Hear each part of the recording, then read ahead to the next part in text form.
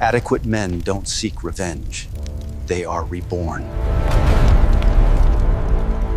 3 years ago, I thought I had everything figured out. I'd spent 19 years working at an advertising firm, grinding my way up from junior copywriter to senior creative director. I owned a house, had a solid marriage with my wife Lisa, and life was predictable in a good way. We'd been married for 17 years. Every anniversary, we went to the same Italian place where I proposed. It was comfortable, stable, everything I thought mattered. Then my company decided to downsize.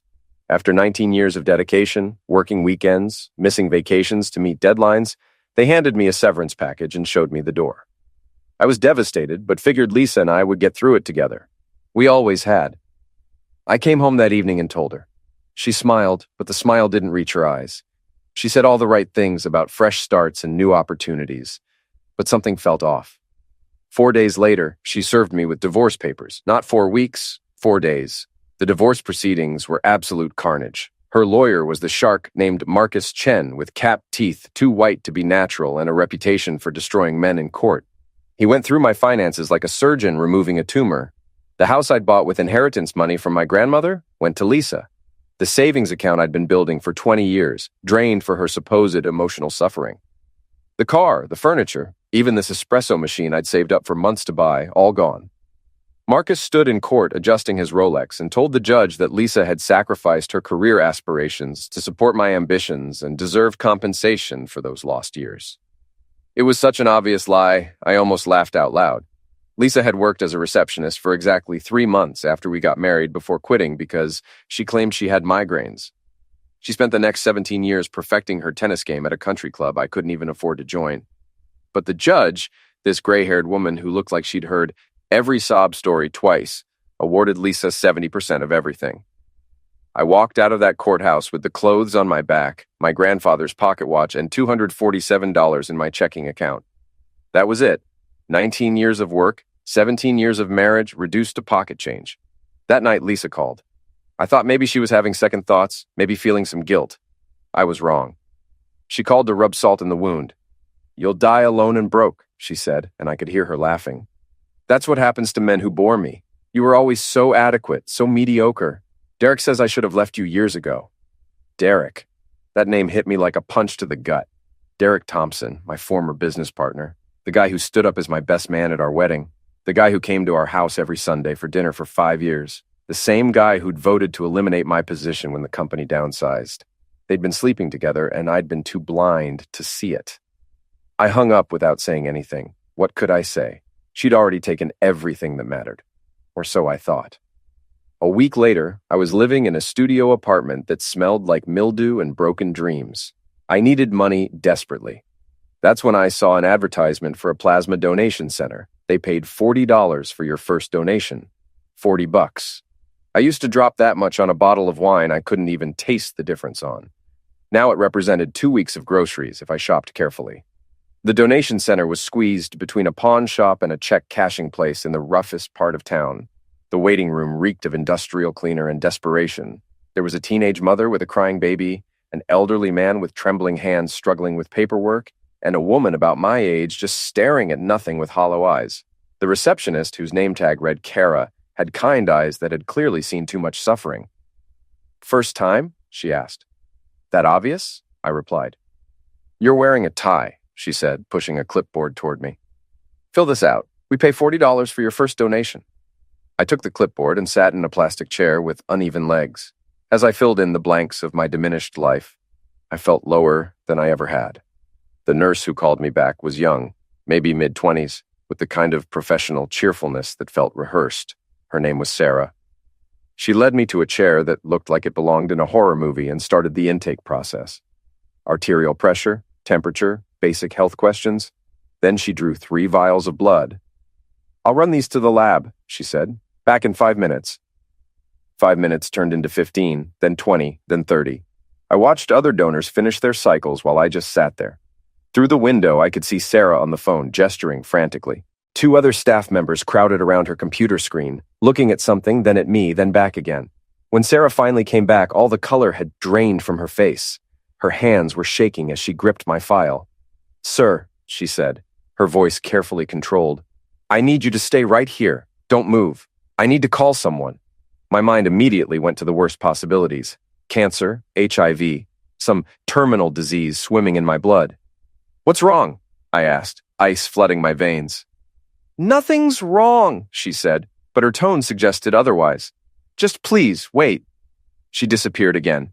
Through the window, I watched her make another call, this time even more urgent. She kept looking at me like I was some kind of specimen.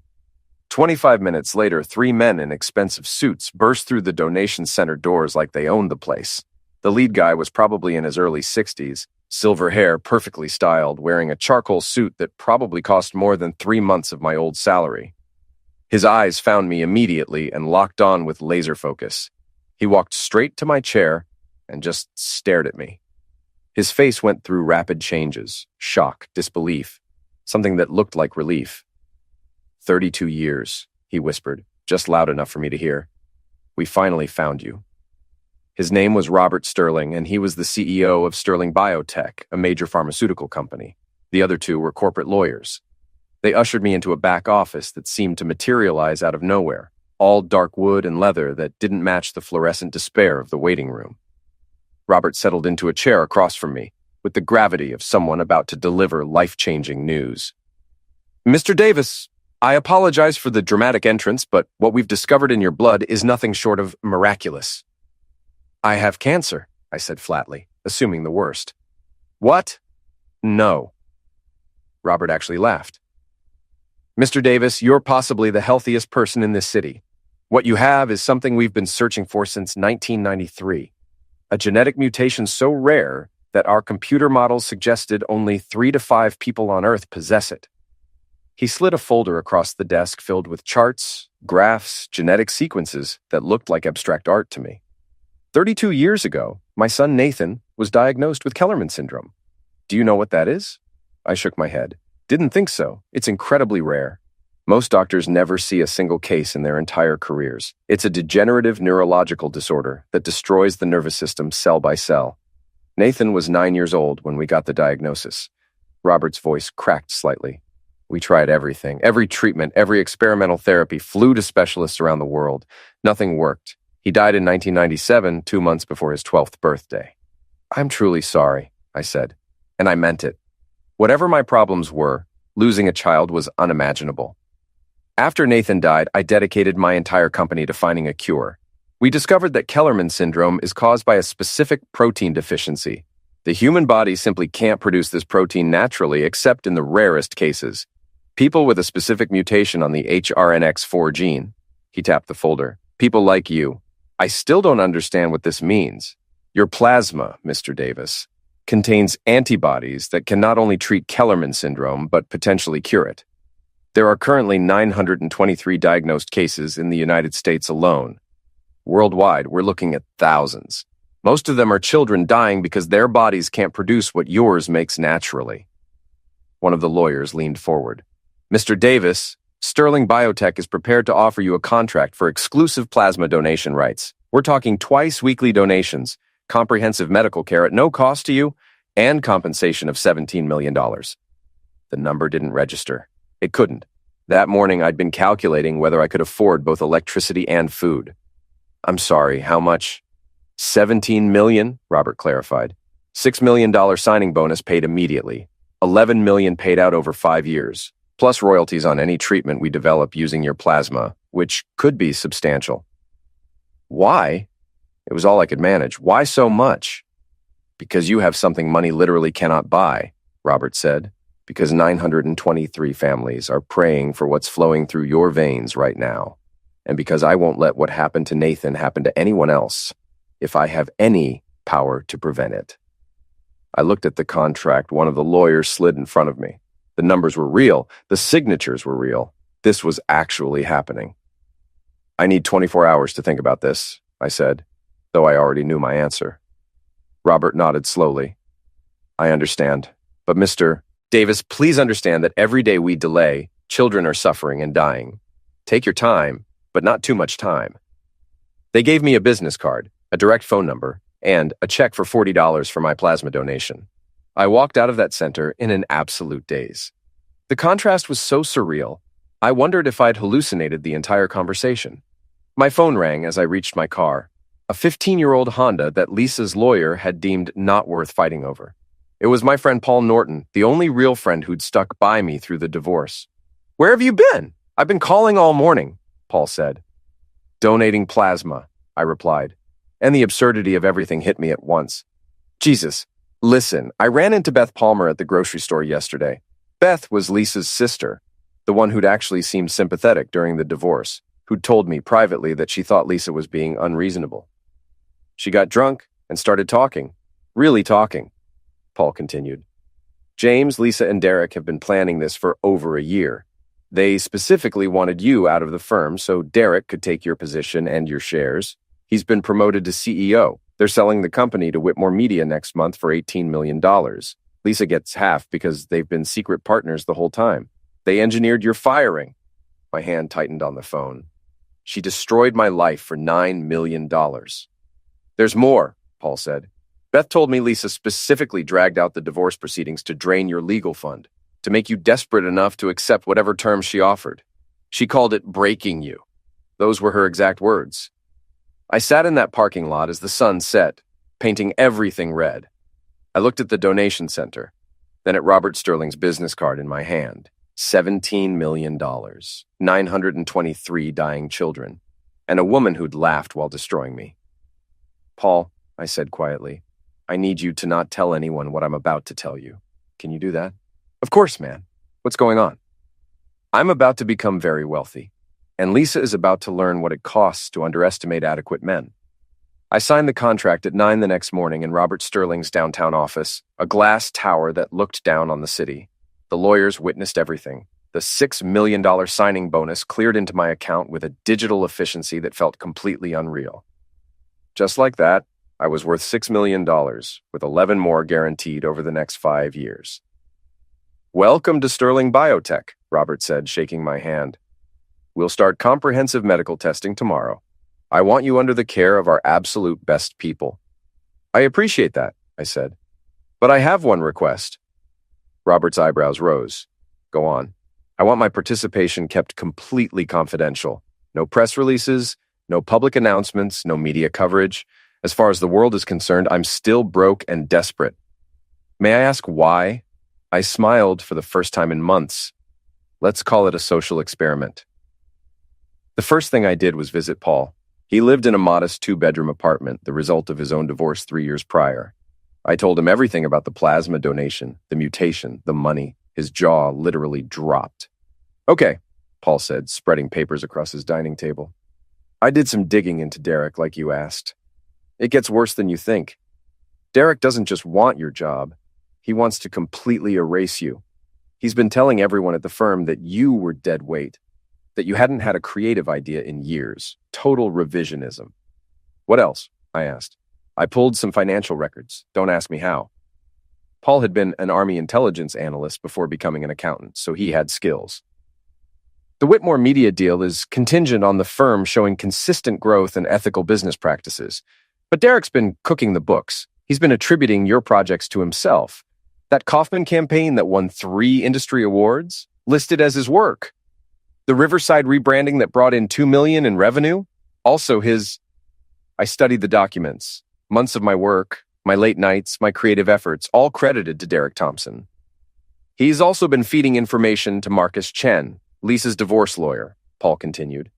"Every asset you tried to protect, every financial move you made," Derek told them, "they've been coordinating since the beginning." "How long have they been sleeping together?" "Best guess, 2 years minimum, maybe longer." I thought about Lisa's behavior over the past few years. The distance, the irritability, the way she'd light up when Derek came over for Sunday dinner. The signs had been there. "Here's what I don't understand," Paul said. "Why go through all this elaborate planning? Derek has money. Lisa got most of yours. Why completely destroy you?" "Because Lisa doesn't just want things," I said slowly, understanding finally clicking into place. "She wants to win. She keeps score in everything. Leaving me with absolutely nothing is the ultimate victory. So what's your play?" I pulled out my phone and showed Paul my bank balance. $6,247. Paul's coffee cup stopped halfway to his mouth. Holy hell. Lisa tried to leave me with nothing, I said. She left me with everything that matters, and I'm going to use it to dismantle everything they've built, piece by piece. I'm going to make them watch their world collapse. Paul leaned back, a slow smile spreading across his face. I'm listening. Over the next 4 hours, we planned everything. I would remain publicly broke, keep living in my terrible studio apartment, continue to appear desperate and defeated. Meanwhile, I'd use the money to systematically destroy the foundations of Lisa and Derek's empire. First, I established a shell corporation in Delaware called Norwood Ventures, managed by a corporate attorney who asked no questions as long as the retainer cleared. Through Norwood, I started acquiring Derek's debts. He had a serious gambling problem that he thought he was hiding.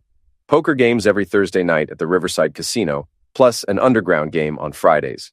He was into the casino for $63,000. I bought those gambling markers for 70 cents on the dollar. Completely legal, completely clean. And suddenly I owned Derek's desperation. Don't contact him yet, Paul warned. Let him sweat. The casino's been patient, but Norwood Ventures doesn't have to be. I had my attorney send Derek a formal letter demanding immediate payment. $63,000, 45 days to settle in full, or legal action would commence. The second move was more elegant. I hired a private investigator named Martin Bishop, a former detective with a gravelly voice and a talent for finding what people wanted hidden. His first assignment was simple. Document everything Derek and Lisa did. Every lunch, every meeting, every purchase, every indiscretion. They're not subtle, Martin reported 2 weeks later, sliding a folder of photographs across the table at the diner where we met.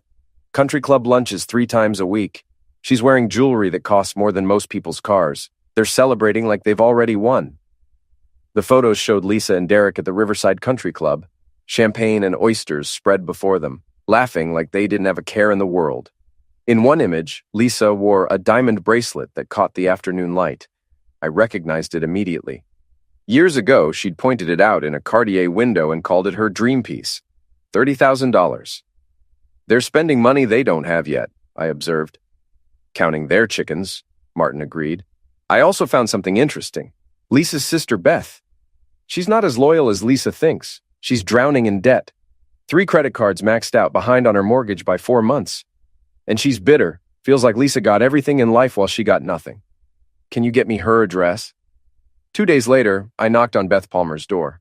She lived in a townhouse that looked okay from the street, but had the subtle signs of financial struggle. Overgrown lawn, faded paint, an old minivan with a cracked windshield.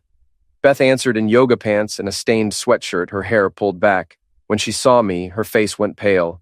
What are you doing here?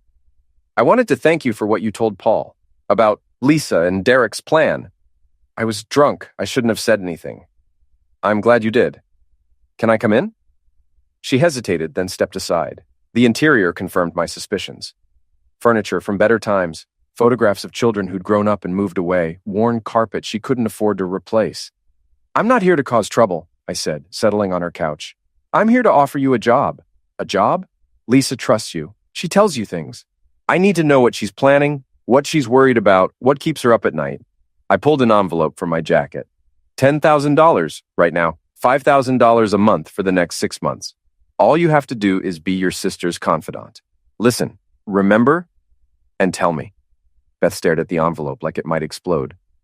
That's a lot of money. Consider it payment for years of being undervalued. Lisa got millions in the divorce. What did you get? Debt, she said bitterly. And a sister who only calls when she needs someone to brag to. Her hand reached for the envelope, stopped, pulled back. Why are you doing this? Because she laughed when she destroyed me. Because Derek ruined my career and called it business. Because adequate men, when pushed far enough, become very dangerous. I stood to leave. You don't have to decide now. But Beth, your mortgage is 4 months behind. Your credit cards are maxed out. How long before you lose this place? I left the envelope on her coffee table and walked to the door. What are you going to do to her? Beth called out. I'm going to give her exactly what she deserves, I said. The question is, do you want to be collateral damage or do you want to survive this? Beth called me that night. She agreed. For the next 3 weeks, I underwent intensive medical testing at Sterling Biotech. Dr. Virginia Murphy, the head of research, ran every conceivable scan and analysis. She was a brilliant woman in her 50s who looked at genetic sequences the way artists look at blank canvases. This is remarkable, she said during one session, staring at screens full of data I couldn't begin to interpret. Your body produces the missing protein naturally, at rates we've never documented. We can synthesize a treatment from your plasma that could help all 923 current patients, possibly thousands more worldwide. How many of them are children? I asked. About 62%. The youngest patient we're tracking is 7 months old. 7 months. I thought about Robert Sterling's son, dead at 11, and felt something shift inside me. The money was life-changing, absolutely. But this? This actually mattered in a way money never could. When can treatment start? We're in FDA approval now, 6 to 8 months, barring complications, but your plasma is already being used in clinical trials. You're already saving lives. Meanwhile, the trap was closing around Derek and Lisa. Beth proved invaluable. Every lunch with Lisa, every phone call, every tipsy confession, Beth remembered and reported. Lisa's already planning her next upgrade, Beth told me during one of our weekly meetings at a coffee shop across town. A house in Hillside Estates, $500,000. She's picking out furniture, planning the landscaping. She's spending Derek's future like it's already in her bank account. What about Derek? The gambling's getting worse. He's playing Thursday, Friday, and now Saturday nights. Your collection letters are making him panic. His secretary says he's been dodging calls for weeks. Perfect. My third move was surgical precision. Through another shell corporation called Redwood Holdings, I made an all-cash offer on Lisa's dream house, $20,000 above asking price. The sellers accepted within hours. Lisa's realtor called her that afternoon. Beth reported the aftermath with barely contained satisfaction. She lost her mind, threw her phone across the room, screamed for an hour, blamed Derek for not closing the Whitmore deal faster. It was spectacular. But the Whitmore Media deal was my real target. Paul had been digging deeper into the firm's finances, and what he found was beautiful. The deal was contingent on the firm demonstrating consistent growth and ethical business practices. If Whitmore discovered fraud, creative accounting, or stolen credit for campaigns, they'd walk away immediately. I just needed proof. Through Martin's detective work, we found a tech specialist named Dale Benson who could get into the firm's server through a security backdoor. What we found was perfect. Emails reassigning my projects to Derek, altered timesheets, fabricated client testimonials, months of systematic fraud, all documented and time-stamped. This is gold, Paul said, reviewing the files. But how do you get it to Whitmore without revealing yourself? We don't, I said. We let someone else do it. The anonymous tip to Whitmore Media's due diligence team came from an untraceable burner phone. The email contained detailed allegations of fraud at the advertising firm, complete with instructions on exactly where to look in the company's server. Whitmore's lawyers descended like locusts. Within 3 days, Derek called an emergency staff meeting. He's terrified, Beth reported after talking to Lisa. Whitmore's auditors found something. They're investigating. Lisa's panicking too. If this deal falls through, they're both in serious trouble. The next week, Norwood Ventures filed a lawsuit against Derek Thompson for the $63,000 in gambling debts, plus interest and legal fees. The summons was served at his office, in front of his staff. It made the local business news.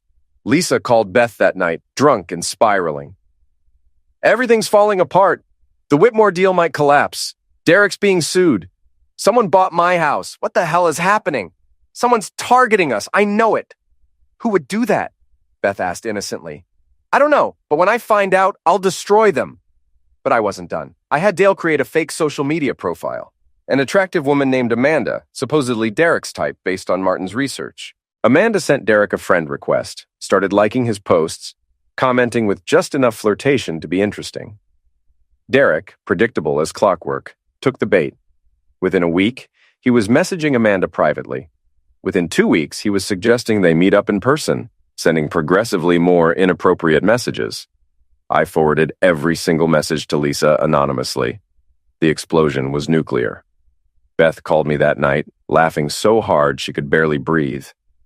Christine destroyed his car, took a golf club to his Porsche in the country club parking lot. Security had to physically pull her off. It's all over social media. Everyone saw it. Derek denied everything, claimed the messages were fake, but Lisa didn't believe him. Their relationship imploded publicly and spectacularly. Then the Whitmore Media deal collapsed.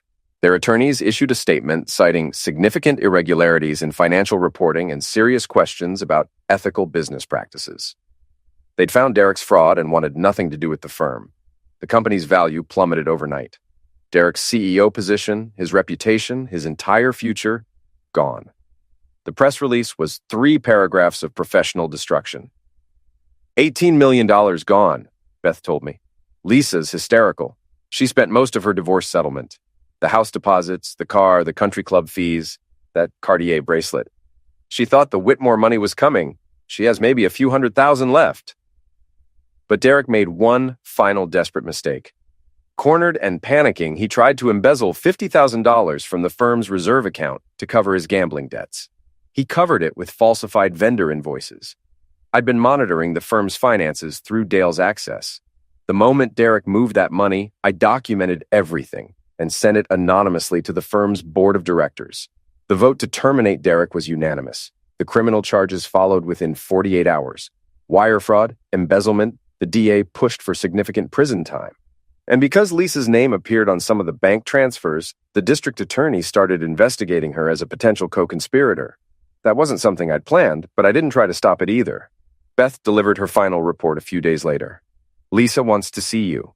My hand tightened on my phone. What? She called this morning. Said she needs to talk to you. She sounds completely broken. Did she say why? Something about mistakes and apologies. I think she finally understands how bad things are. Tell her I'll meet her tomorrow at 2, that coffee shop where we had our first date. I met Lisa at the same corner booth where I'd nervously asked for her phone number 20 years ago. She looked diminished somehow, her expensive clothes hanging wrong on her frame, her makeup unable to hide the deep stress lines around her eyes. Thank you for coming, she said quietly. I know I don't deserve your time. I said nothing, just watched her struggle to find words. Roger and I are in serious trouble. The charges, the lawyers, everything's falling apart. I need help. You need money, I corrected. Yes. She couldn't meet my eyes. I know I have no right to ask, but you were always generous, always kind. Maybe we could work something out. I could pay you back eventually. When? When Derek gets out of prison? When you're acquitted of fraud charges? When exactly? She flinched. You're right. I shouldn't have. You laughed, I said quietly. That night you called me. You told me I'd die alone and broke. You said I was adequate, mediocre. You laughed. Do you remember that? I was angry. I didn't mean. You meant every word. You spent over a year planning how to destroy me. You and Derek gutted my career, took my home, drained every account. You engineered my firing. You called it breaking me. Those were your words to your sister. Tears ran down her face, destroying her mascara. I made mistakes. I was cruel and stupid, and I'm sorry. I stood to leave. Please. She grabbed my arm. I'm begging you. I'll lose everything. I looked at her hand on my arm, then at her face. For 17 years, I'd loved this woman, built a life with her, believed in us, and she destroyed it all for money and the satisfaction of watching me suffer. Good, I said, pulling my arm free. Now you know exactly what it feels like. I walked out and didn't look back. 3 months later, Derek was sentenced to 9 years in federal prison. Lisa got 6 years as a co-conspirator. Beth used the money I'd paid her to clear her debts and enroll in business school. At Sterling Biotech, the FDA granted approval for the treatment derived from my plasma. The first patient was a 7-year-old girl named Sophie Chen, whose body was being destroyed by Kellerman syndrome. She could barely walk before treatment. Her parents had sold everything they owned to pay for experimental therapies that hadn't worked. I watched through the observation window as they administered the first dose. Sophie's parents held each other and cried. The results are remarkable, Dr. Murphy told me softly. We're seeing real improvement in 81% of trial patients. Nervous system regeneration we thought was medically impossible. How long until everyone can access this? Full rollout starts next month. We can treat all current patients within 6 months. She looked at me seriously. Based on current projections and licensing agreements, you're looking at another $28 million in royalties over the next decade. Possibly more if the treatment proves effective for related disorders. The total would be around $45 million. I tried to comprehend that number and couldn't. I want to establish a foundation, I said, for families who can't afford treatment. Full funding, no questions asked, no family turned away. Dr. Murphy smiled. Robert said you'd do something like that. He's already had our legal team draft the paperwork. The Sterling Davis Foundation. He wants you to co-chair it with him. Robert appeared in the doorway right on cue. Talking about me? Only good things, I assured him. He moved to the window, watching Sophie with her parents. My son Nathan would have been 41 this year, probably married. Maybe I'd have grandchildren. He paused. Because of you, this little girl gets that future. You gave her what I couldn't give my son. You built the company that made it possible, which is why the board voted this morning. Welcome to Sterling Biotech's executive team. You're officially part of leadership. I don't know anything about running a pharmaceutical company. You know about building things, Robert said. About patience, precision, seeing the long game. About turning nothing into something that matters. That's exactly the perspective we need. 6 months later, I stood in my new house. Not a mansion, but a comfortable place in a good neighborhood with a yard big enough for the dog I'd always wanted. Paul was helping me move in, arguing about furniture placement. The couch is too far from the TV, Paul insisted. It's perfect where it is. You need glasses. My phone rang. Beth. The sentencing was today, she said. Derek got 9 years, Lisa got 6. How are you doing? I asked. Better than them?